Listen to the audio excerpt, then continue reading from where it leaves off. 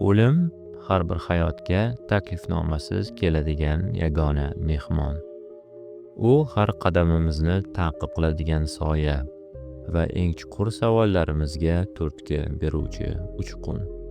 Ushbu video har birimizning muqarrar manzilimiz haqidagi motam emas, balki o'limga biz avval o'ylab ko'rmagan 5 xil turlicha munosabatlar nuqtai nazaridan bo'lgan nigoh. Koinot nigohi. Koinotni ulkan kengliklaridan qaraganda o'lim ahamiyatsiz ko'rinadi. Kosmik evolyutsiyaning milliard yilliklari oldida bizning tug'ilishimizdan tortib o'limimizgacha bo'lgan vaqt bu bir lahza xolos. Astrofizik Neil deGrasse Tyson insoniyatning o'limdan bo'lgan xavotirini yulduzlarning tug'ilishi va o'lishi doimiy kechadigan makro olam fonida arzimas bir hodisa deb atagan edi. Biroq bu arzimaslikni anglash paradoksal ravishda yengillik baxsh etadi. Ha, ba'zilarga ilm-fan ham tasalli berishi mumkin. Bizning shaxsiy hayotlarimiz yakun topsa-da, moddalarimiz abadiy yashaydi va yangi shakllarga aylanadi. Bir kun kelib sizning atomlaringiz daraxt, daryo yoki hatto boshqa bir galaktikaning bir qismiga aylanishi mumkin. Abadiyatning bir qismiga aylanishdan ham ko'ra umidbaxsh nima bo'lishi mumkin? O'lim haqidagi bu kabi fikrlar bizga kamtarroq bo'lishni o'rgatadi va yashab o'tgan qisqa umrlarimiz behuda isrof bo'lmasligini va hatto koinot miqyosida kichik bo'lsa-da ahamiyat kasb etishini eslatadi. O'limni inkor qilish. Sanoat inqilobi o'limni chetga surib qo'ydi. Tarixchi Philip Arias o'zining The Hour of the Dead kitobida aynan shunday yozadi. Bir vaqtlar uyda va jamoat joylarida o'tkazilgan o'lim marosimlari bugun shifoxonalar vositachiligiga o'tkazilgan. Buning natijasida o'lim bizning jamiyatimiz markazidan yiroqlashtirilgan. Zamonaviy madaniyat bu yo'qotishni yanada kuchaytiradi. Ether 9 kabi ilovalar sun'iy intellekt orqali raqamli abadiylikni va'da qiladi. Anti-aging, ya'ni qarishga qarshi kurashish sanoati esa yosh ko'rinishni abadiy holat sifatida targ'ib qiladi. Shunga qaramay, ba'zi bunga qarama-qarshi bo'lgan tashabbuslar ham yo'q emas. Masalan, o'lim kafesi. Bu yerda notanish odamlar choy ustida o'lim haqida suhbatlashishadi. Bunday tashabbuslar ko'pchilik uchun noqulay bo'lgan mavzu haqida ochiq suhbatlarni qayta tiklamoqda. Antropolog Ernest Becker The Denial of Death asarida inson piramidalar qurishdan tortib ijtimoiy tarmoqlarda mashhurlikka intilishigacha bularning barchasini o'limdan yiroqlashish illyuziyasini barpo qilishga bo'lgan istak orqali tushuntiradi. Ammo o'limdan qo'rqish va uni inkor etish hissiy o'sishga xalaqit beradi. O'limning muqarrarligi bilan yuzlashish orqali jamiyat yanada chuqurroq va maqsadli hayot kechirishni qayta yo'lga qo'yishi mumkin. Texnologik abadiyat. O'tmish alkimyogarlarining o'limni aldash orzusi bilan bugungi kunda Silikon vodiysining olimlari yashashadi. Cryonics, ya'ni tanani kelajakda qaytadan tiriltirish uchun muzlatish, bu bugungi kunda transhumanistlar uchun odatiy hol. Mashhur ixtirochi olim Ray Kurzweil ongni raqamlashtirishni imkoni bor deb hisoblaydi va buning ustida 10 yilliklar davomida ishlab keladi. Nectone kabi startaplar esa inson miyasini kimyoviy qushtirnoq ichidagi qahrabo ichida saqlashni amaliy imkoniyatini qidirmoqda.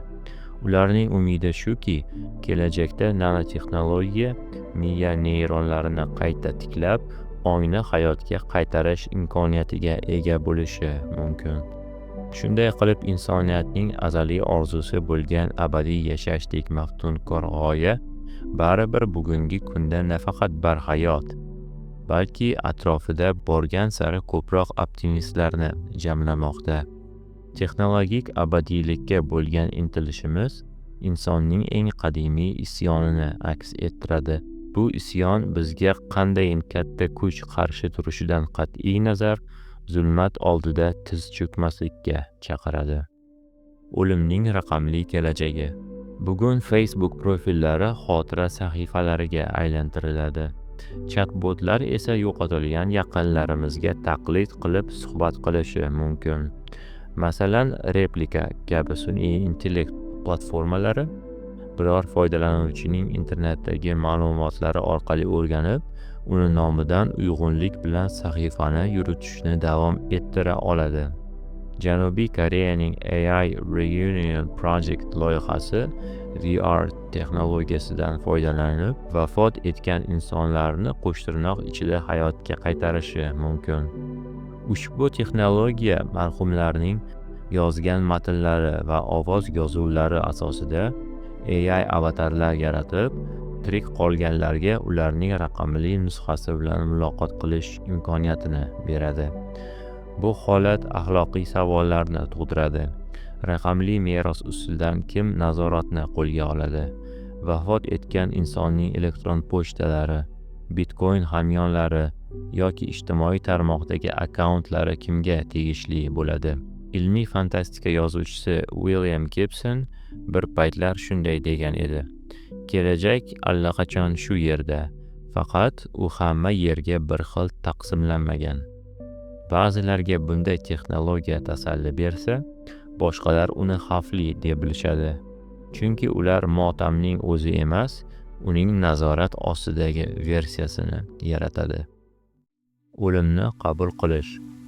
O'limni qabul qilish bu hayotni qabul qilish demakdir. Stoik faylasuf Seneca o'lim haqida har kuni mulohaza yuritishni tavsiya etgan. Unga ko'ra bunday fikrlash qo'rquvni yo'qotib, hayotimizdagi eng ustuvor narsalarni aniqlashtirishda yordam beradi. Uning fikricha, bu amaliyot bizni ahamiyatsiz narsalarga vaqt sarflashdan saqlaydi va diqqatimizni haqiqatdan muhim bo'lgan narsalarga yo'naltirishga xizmat qiladi. Oradan asrlar o'tib, Steve Jobs ham ushbu haqiqatni o'z hayotida qo'llagan. U 2005-yilda Stanford universitetidagi nutqida shunday degan edi: vaqt kelib o'lishingizni eslash bu hayotda nimanidir yo'qotishdan qo'rqib yashash tuzog'idan qochishning eng yaxshi usulidir.